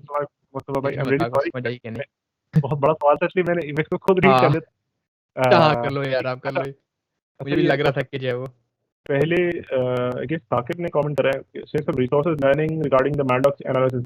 यार 0x evil code एक website है, I have seen it's a personal blog but it's really good. Didier Stevens जो कि इन tools का author है, OLE tools का author है, he has an excellent blog जो कि सांस आईएफसी मखाले सेंटर के थ्रू भी, मखाले मैं इसको बचा कर रहा हूँ उसके नाम को, बट सांस सेंटर समथिंग करके है, उनके थ्रू रिलीज करते हैं वो blogs, and they are very helpful. Daily उसमें ऑलमोस्ट ब्लॉग्स आते हैं, आप उसको रीड करें, उसमें बहुत अच्छी एनालिसिस है। मैंने जो एनालाइज करा that is a very simple document. अब लाजरस की अगर आप डॉक्यूमेंट चेक करें तो उसमें तो बाकायदा शेल कोड एम्बेड हुआ होता है, उन शेल कोड को पहले वो ड्रॉप करेगा, देन उसको क्या होता है इंजेक्शन के थ्रू एग्जीक्यूशन आगे परफॉर्म होती है। तो अगेन उन डॉक्यूमेंट्स को आई सजेस्ट आप रिव्यू करें, डीडीएस स्टीवेंस की एनालिसिस को, and then that is actually great resource. Secondly, Mohsin Ali, what are the pros and cons of modifying the document file extension. अगर आप उसको जिप में कन्वर्ट कर भी देते हैं तो अगेन क्योंकि वो एक्चुअली एक्सटेंशन से कुछ नहीं होता, इट्स द सेम थिंग कि लेट्स से मैं .exe को अगर .txt करके लिख दूं तो इट मेक्स नो डिफरेंस, क्योंकि उसका बाइनरी फाइल हेडर वही है, उसका मैजिक बाइट्स वही हैं, it's still mz and it's still executable at heart. तो अगर आप एग्जीक्यूट करेंगे तो it's going to execute very easily. तो चलें आगे करते हैं। And then analysing things manually to speed up the whole process. Okay, that the same file structure is linking. मैंने यही डिस्कस करा था कि डॉक्यूमेंट फाइल्स और जिप फाइल्स में अब क्योंकि सिमिलैरिटी यही है कि इट्स बेसिकली जिप और an archive of multiple XML files. आप उसको अगेन अनजिप करके अपनी एनालिसिस कंटिन्यू कर सकते हैं। I think that is it. Mostly focus is to get the answer in 10 file message not हाँ, दैट इज करेक्ट। अच्छा, अगर आप उसको अनजिप करते हैं तो आपको वो एक्सटर्नल रिलेशनशिप वाला पॉइंट भी दिख जाएगा जो मैंने बताया था। वो उसमें एक रिलेशनशिप की फाइल होती है।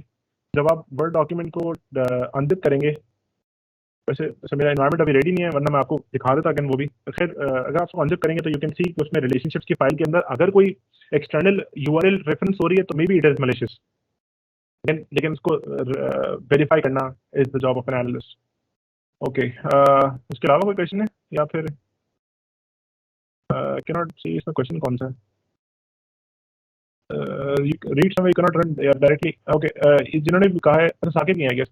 साकिब भाई, आप रन कर सकते हैं यारा को on document wise via OLE dump.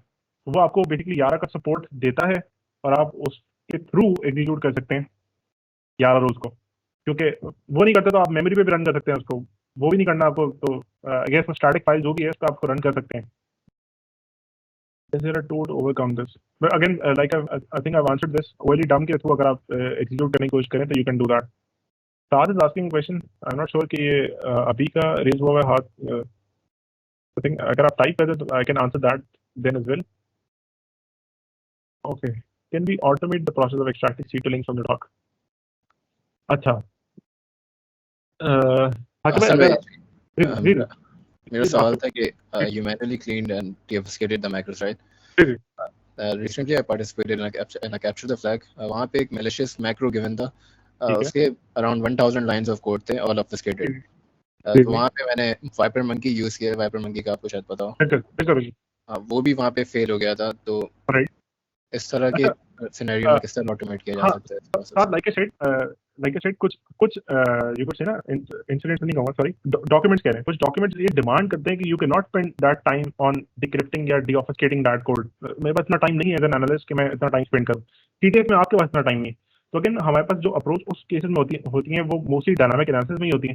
या मोस्टली, अच्छा, मुझे बाय द वे ये गेमिफाइंग वाली अप्रोच इतनी पसंद नहीं है कि हम डॉक्यूमेंट्स को अगेन एक सीटीएफ में जब यूज करते हैं तो आई एम नॉट श्योर कि वो वही ऑब्जेक्टिव्स के थ्रू एक्शन लेगा या नहीं लेगा। I hope I am making sense यहाँ पे कि उसका पर्पस कुछ और है। उसका purpose is just to get the key, whatever is the flag for that particular event.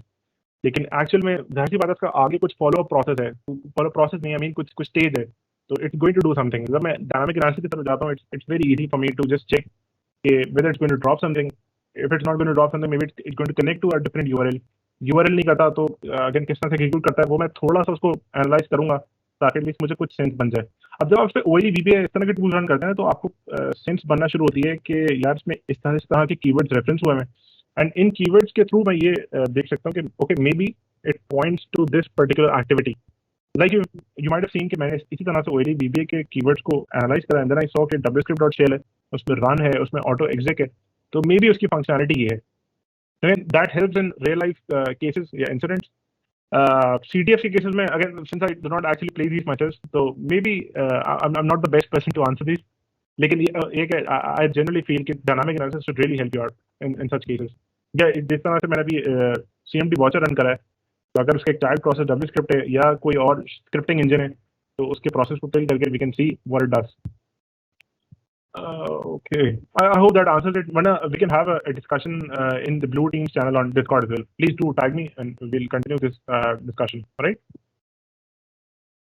Okay, I think when we automate the process of extracting C2 links from the document. Okay, Saqib, आपने मे भी देखा होगा macro को जब मैंने ऑब्फस्केटेड stream से बाहर निकाला, जब एक्सट्रैक्ट करा तो उसमें C2 लिंक्स नहीं थे।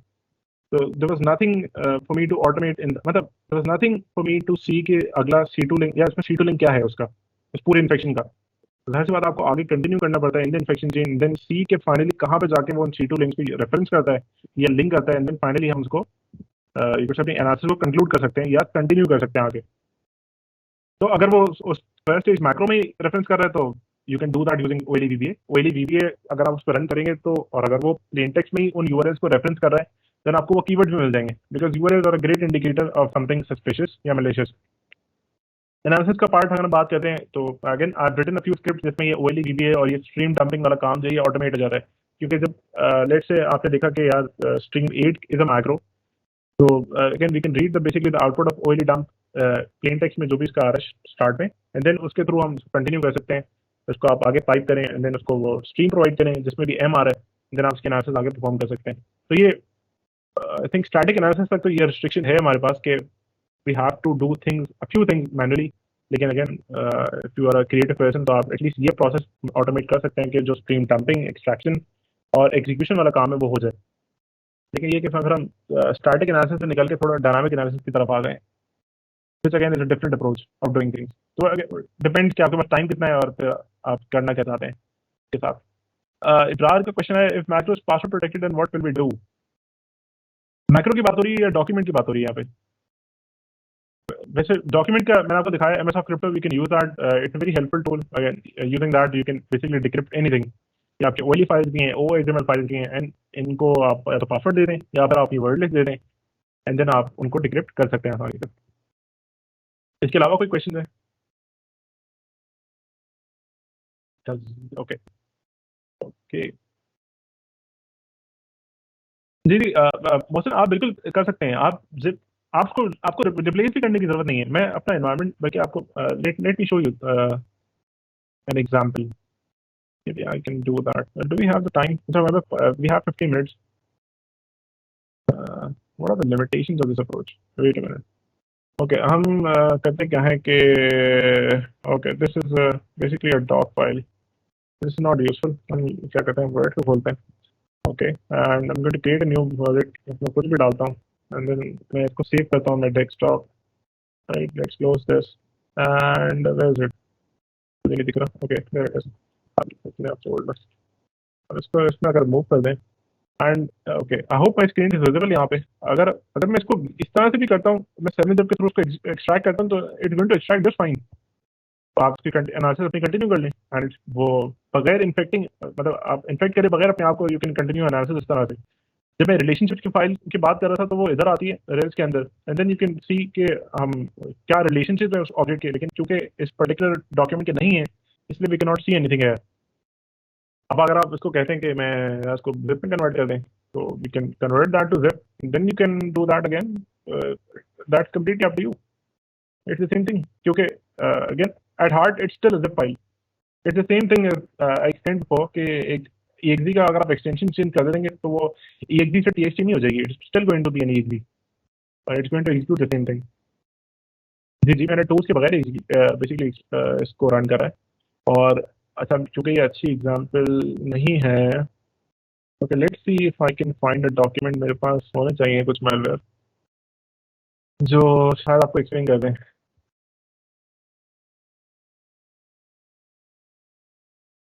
Okay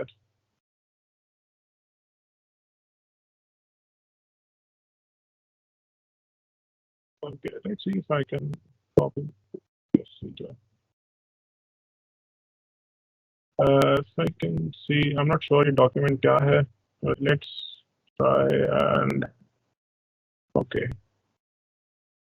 this is still something. ठीक है, it's fine.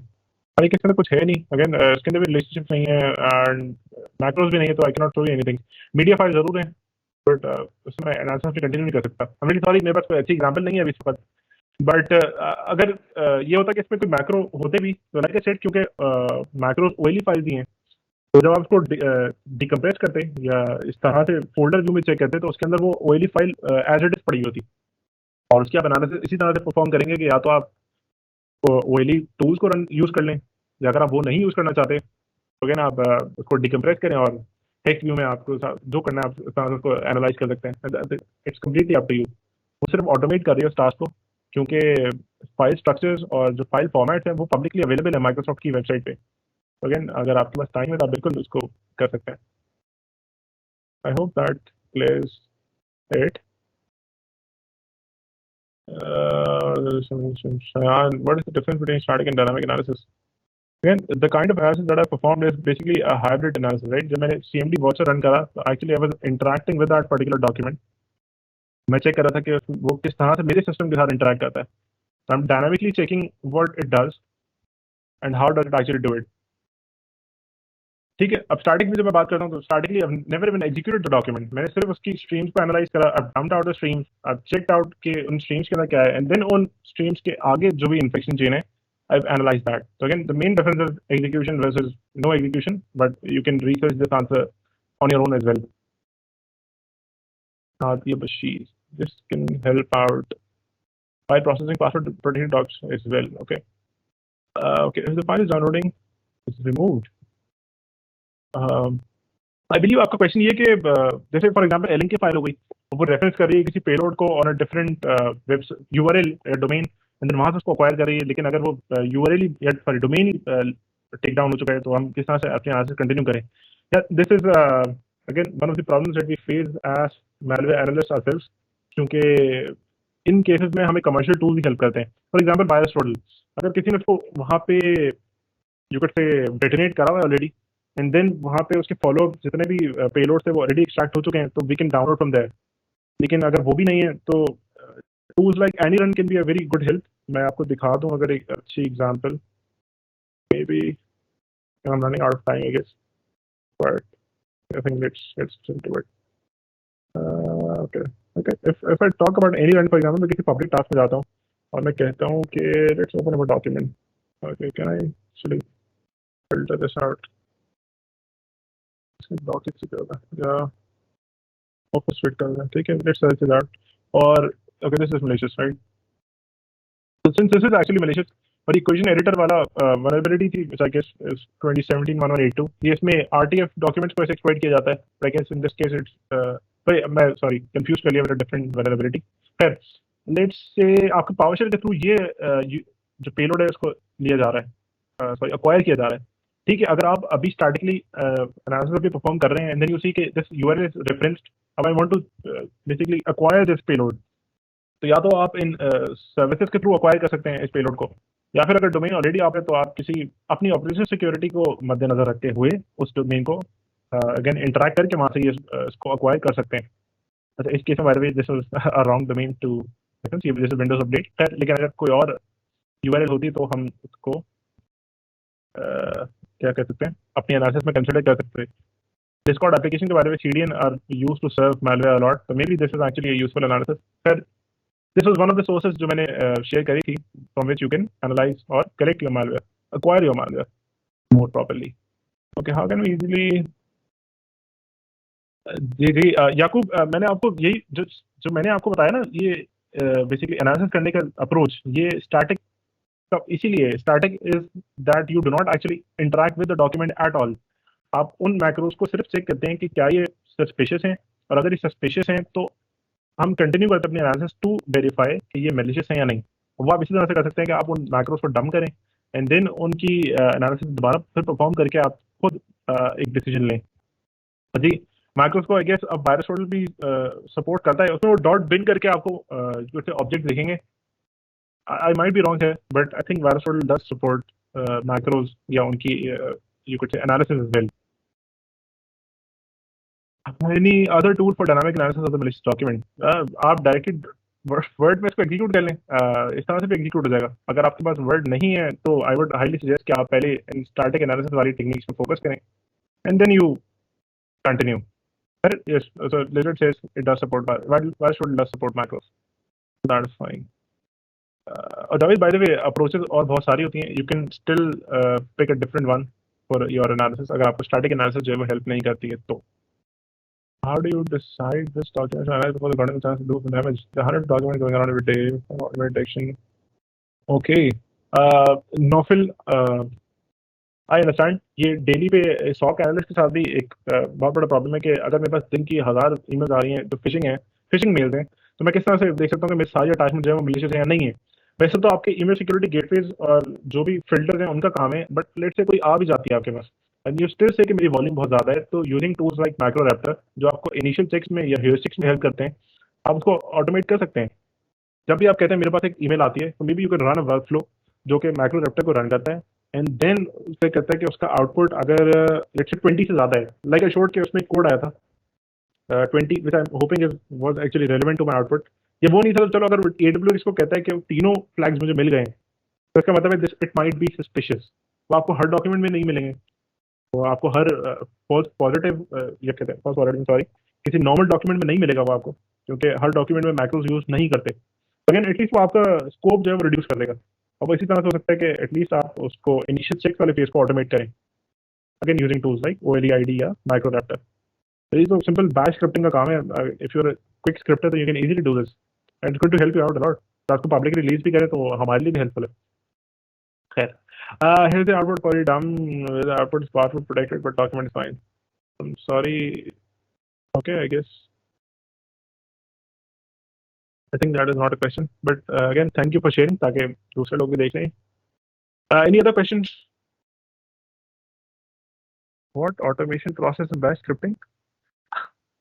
अच्छा, शायान शायद मैं जिस ऑटोमेशन प्रोसेस की बात कर रहा था वो ये था कि लेट्स से आपके पास कोई डॉक्यूमेंट आता है, तो वर्क फ्लो में जो बेसिकली एक्सप्लेन कर रहा था वो ये था कि अगर कोई डॉक्यूमेंट आता है तो आप उस पर माइक्रोरैप्टर या OLEID रन करें ऑटोमेटिकली वाया स्क्रिप्ट वो रन करें। जो उसका आउटपुट आता है मे बी उस पर ग्रैब कर लें। अगर AWS तीनों फ्लैग्स आ रहे हैं तो maybe that is a bit suspicious, then you can continue analysis उसके साथ। अगर आप लोग ईमेल पे सेंड करना चाहते हैं, there are many tools to actually send you emails for this as well. Again creative हैं अगर आप तो बिल्कुल आप अपनी पॉसिबिलिटीज एक्सप्लोर करें। There are many ways to automate this. Tools like CMD watcher are an example. मतलब this is a great idea कि आप उन प्रोसेस को किल कर दें जो वो मैक्रोज एग्जीक्यूट करते हैं। अगर आपने इमोटेड के मालवेयर देखा हो तो उनके ऑब्फुस्केटेड मैक्रोज 1000, 2000, 3000 लाइन के थे, because they were broken down to the last digit या word। तो जाहिर सी बात हम कंटिन्यू नहीं कर सकते, हमारे पास इतना टाइम नहीं है। तो tools like this help us out. खैर, any other question? What if it's on a timer कि one month टाइम? अच्छा, what if it's on a timer कि हमें 1 मंथ बाद वो एट दैट मोमेंट माइक्रो हमें सेफ आउटपुट दे। अच्छा Hamza, late से आपके पास एक डॉक्यूमेंट आता है और उसमें एक मैक्रो है और वो एक URL को रेफरेंस करता है। ठीक है, हमें नहीं पता भी वो URL क्या है। आप एक एनालिस्ट हैं और आप उस URL को देखते हैं और अभी आप उसको पिंग भी नहीं कर सकते। आप ये भी नहीं देख सकते कि उसके टाइमर के फंक्शन को रिमूव कर दें। अच्छा, आप ये भी नहीं देख सकते कि उसका पेलोड क्या है, बट समहाउ यू नो कि 1 मंथ बाद वो कुछ करता है। वैसे तो मैंने ऐसी कोई अप्रोच नहीं देखी है in my professional career, but ये कि अगर आपको ऐसे सस्पिशन हैं भी तो वो डॉक्यूमेंट जो आपको लगता है 1 मंथ बाद कुछ सस्पिशियस कर सकता है, वो उस वक्त भी सस्पिशियस है बिकॉज उसमें इस तरह के फंक्शन है कि वो 1 मंथ बाद कुछ एग्जीक्यूट कर रहा है। तो you should always be very of such keywords या फिर फंक्शंस इन योर मैक्रोस। और आप जैसे जैसे एनालाइज करते जाएंगे आपको वो एक्सपीरियंस के साथ पता चलेगा कि क्या चीज़ सस्पिशियस है, क्या चीज़ मलिशियस है फ्रॉम द गेट गो। आप उसको देखते ही बेसिकली पहचान लेंगे। Okay, Black Cap, I have no idea of math analysis, but I'm trying to get into it. Appreciate if you can share some resources for beginners, theory and practical. Black Cap, मैं ये बिल्कुल कर सकता हूँ अगर आप मुझे इस टेक टॉक के एंड होने तक का टाइम दे दें। मैं इंशाल्लाह ब्लू टीम वाले चैनल डिस्कॉर्ड, हमारे B-Sides के डिस्कॉर्ड के अंदर ये रिसोर्सेज जरूर शेयर कर दूंगा ताकि वो लोग जो एटलीस्ट स्टार्ट करना चाह रहे हैं वो बिल्कुल स्टार्ट लें। It's a great initiative, it's a very great field और बहुत पोटेंशियल है पाकिस्तान में भी एंड आउटसाइड पाकिस्तान के आप एज अ रिवर्स इंजीनियर या मालवेयर एनालिस्ट परफॉर्म करें अपने task. Okay, do limiting and user privileges help any against macro attacks? Mohsin Ali sir, ये बिल्कुल कर सकते हैं। अच्छी बात है, अगर मैं कमांड प्रॉम्प्ट की एग्जीक्यूशन फॉर एग्जांपल ब्लॉक कर देता हूँ, मैं डब्ल्यू स्क्रिप्ट की एग्जीक्यूशन भी ब्लॉक कर देता हूँ और मैं कहता हूँ हर तरह की चाइल्ड एग्जीक्यूशन फ्रॉम वर्ड उसको ब्लॉक करते हैं, तो वो कुछ भी नहीं कर सकता। इसका मतलब ये कि मैं वर्ड डॉक्यूमेंट आगे किसी तरह एक्सेस ही नहीं कर सकता आपके फाइल सिस्टम को या आपके सिस्टम को, उसको कॉम्प्रोमाइज नहीं कर सकता। जाहिर सी बात, आपने अपनी पॉसिबिलिटीज को रिड्यूस कर दिया। जब मैं अटैक सर्फेस रिडक्शन की बात करता हूँ तो उस तरह से भी आप अपनी सर्फेस को रिड्यूस कर रहे हैं और वो भी एक अच्छी पॉलिसी इंप्लीमेंटेशन है। उसके अलावा फिर आप प्रोएक्टिव डिटेक्शन की तरफ भी जा रहे हैं, तो आपको ये भी पता चल रहा है कि भाई मेरे एनवायरनमेंट में क्या हो रहा है, किस तरह से हो रहा है। लेकिन ये कि जब आप बहुत बड़ी ऑर्गेनाइजेशन में थ्रेटन करते हैं तो जाहिर सी बात है it's a bit difficult, but इसमें इन सिनेरियोज में हमें सिग्मा रूल्स हेल्प करते हैं। सिग्मा में आप ये स्टेट कर सकते हैं कि अगर मेरा पेरेंट प्रोसेस वर्ड है और मेरा चाइल्ड प्रोसेस ये है, जो भी प्रोसेस है, तो उसकी डिटेक्शन मुझे वो आइडेंटिफाई करके बता दे एंड देन आप उसको प्रोएक्टिवली डिटेक्ट करके रिस्पॉन्ड कर सकते हैं टू दैट इंसिडेंट। तो बिल्कुल limiting and user privileges that will definitely help you out. इसके अलावा कोई क्वेश्चन है please feel free to ask.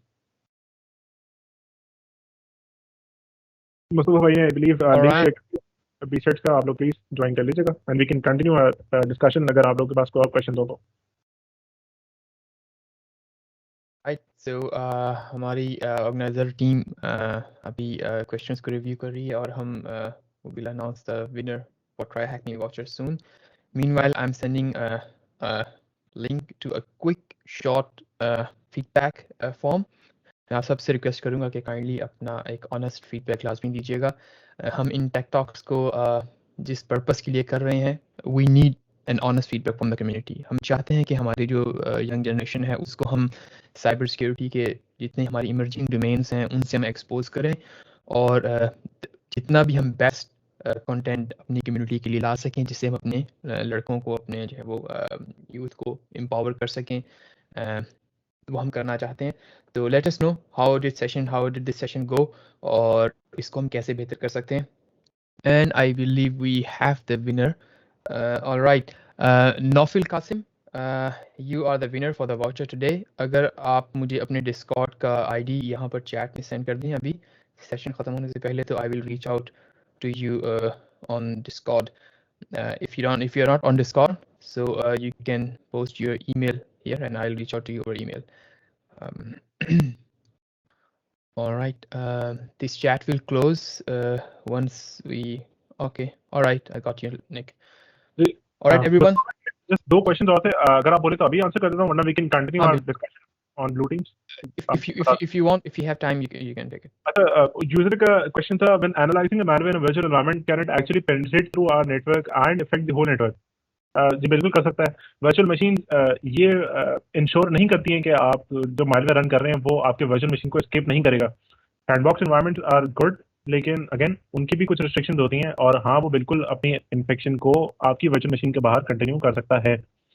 Prevent आप इसी तरह से करेंगे कि आप प्रॉपर स्टैटिक एनालिसिस परफॉर्म करें, और जब आपको ये पता चले कि हाँ उसमें कुछ ऐसे फंक्शन है जो मेरे उस वर्चुअल मशीन को एस्केप करने की कैपेबिलिटी रखते हैं, then maybe you don't try and execute that, और आप उसको किसी और तरह से एग्जीक्यूट करके देखें, या एटलीस्ट इस तरह से आप मैकेनिज्म इंश्योर करें कि वो एस्केप करे भी तो वो आपकी सिस्टम को या एटलीस्ट आपके पूरे नेटवर्क को इफेक्ट ना करे। I think I hope that should answer that. अगर हम, हमजा का एक क्वेश्चन था, अगर हम से किसी और पीआईडी में स्टोर, हमजा मुझे ये क्वेश्चन सॉरी मुझे सॉरी क्लियर नहीं हो रहा है, तो अगर आप माइक खोल के मुझे प्लीज रिपीट करें दैट बी ग्रेट, वरना मे बी कोई और क्लैरिफाई कर दे। सेल्फ डिस्ट्रक्ट करने का मतलब, I think it's detonating the document, but PID का मतलब क्या है?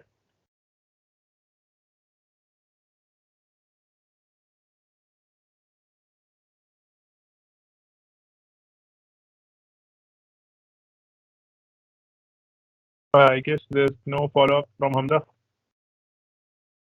अगर आप Discord पे हैं तो हम मे बी अपनी conversation वहाँ पे continue कर सकते हैं। I'll be available again. I'm part of the staff as well, so I'm generally available there. मेरा handle @mo है on Discord if anyone's interested, and you can reach out to me via Twitter as well if you have a question. All right. So thanks a lot Hasan, आपका बहुत बहुत शुक्रिया time निकालने का, और आप पार्टिसिपेंट्स का भी बहुत बहुत शुक्रिया ज्वाइन करने का। स्टे ट्यून इंशाल्लाह for the next tech talk, और B-Sides इस्लामाबाद कॉन्फ्रेंस की भी प्रेप स्टार्ट हो चुकी है। Stay tune for that also. Alright then everyone, अल्लाह हाफिज। अल्लाह हाफिज।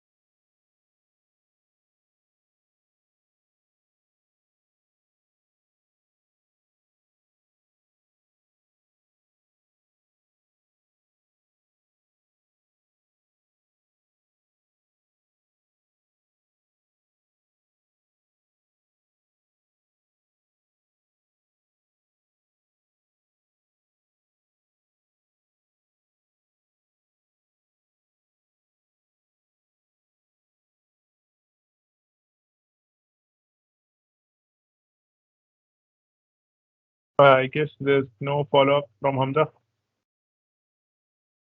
अगर आप Discord पे हैं तो हम maybe अपनी conversation वहाँ पे continue कर सकते हैं. I'll be available. Again, I'm part of the staff as well, so I'm generally available there. मेरा handle @mo है on Discord if anyone's interested, and you can reach out to me via Twitter as well if you have a question. All right. हाँ, So thank you. thanks a lot Hasan, आपका बहुत बहुत शुक्रिया time निकालने का, और Thank you. आप Having me. Participants का भी बहुत बहुत शुक्रिया ज्वाइन करने का. स्टे ट्यून इंशाल्लाह for the next tech talk, और बी साइड इस्लामाबाद कॉन्फ्रेंस की भी प्रेप स्टार्ट हो चुकी है. Stay tune for that also. Alright then everyone, अल्लाह हाफिज. Allah Hafiz.